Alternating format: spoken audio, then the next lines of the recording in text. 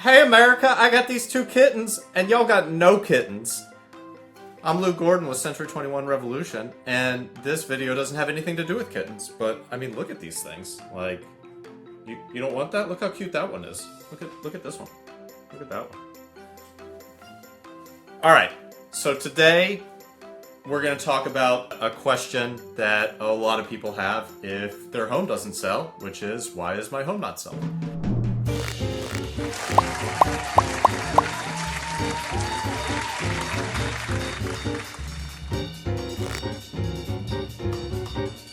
So, if anybody ever comes to me and they say, hey Lou, why is my home not selling? First I will say that if I'm not your list agent, there's your problem right there. That's why your home's not selling, because I'm not selling it.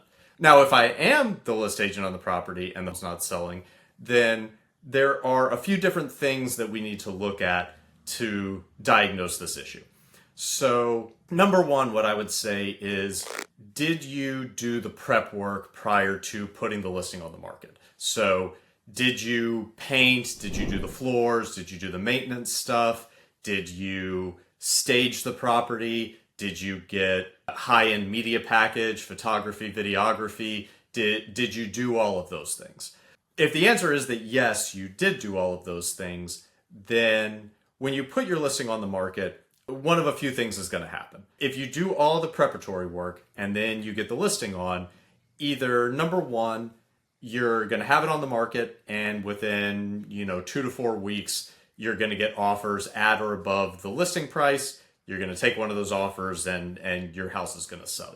Perfect. That's the dream scenario. That's what we're going for. If that doesn't happen, and you have done this prep work, then number two, what you might see is that people are calling. They're coming in. They're doing tours of the property.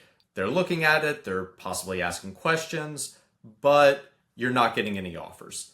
So in that case, generally the problem is the price, because most people, if a house is within a price range where they think it's reasonable, even if they don't want to pay that price, even if they want to negotiate below the list price, if they're within, $20,000, $30,000 of what they think the home should be priced at, then generally you will get offers. Even if they're below asking, even if they're $50K below asking, you're going to see something. When a house is in a price range where people look at it and they say, this is grossly overpriced, this is $50,000 or $100,000 over what I think this home is worth, generally in that situation, you're not going to see offers at all, because it's a rejection sensitivity thing. We don't like being told no. I mean, as human beings, we're wired that way. Who likes rejection? It's one of the reasons that the attrition rate in real estate is so high, because people get into this business and you get told no a lot. And for a lot of people, they're like, I don't want to do that anymore. Let me go do something else. And the same thing is true of buyers who are not necessarily used to getting told no all the time.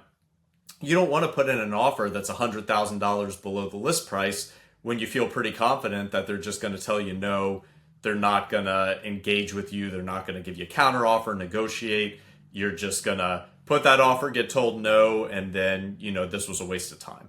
So if you're getting viewings and you're getting phone calls and you're not getting offers, then in that situation, you really do just have to reduce your price, because people are seeing it and the market as a whole is making a judgment that it's not priced appropriately.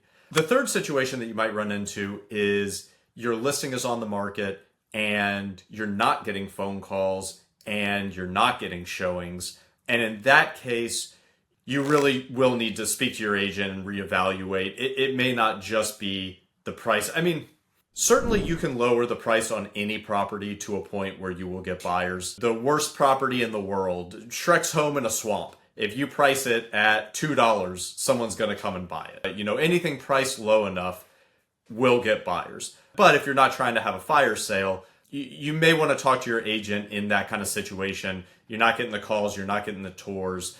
Pricing will certainly help, but it might also be a strategic thing that you want to look at. Maybe you've got the home on at a bad time of year. Certainly, here in the Boston area, when we're selling like condos in the city, July and August tend to be really slow months, like in between the 4th of July and Labor Day. That's when everybody here goes on vacation. They're down on the Cape or they're going out of state. And so it can be really iffy selling a home in the city during those months. You know, you're better off having it on in the spring or having it on in the fall in a lot of instances. So that's something that you can also look at.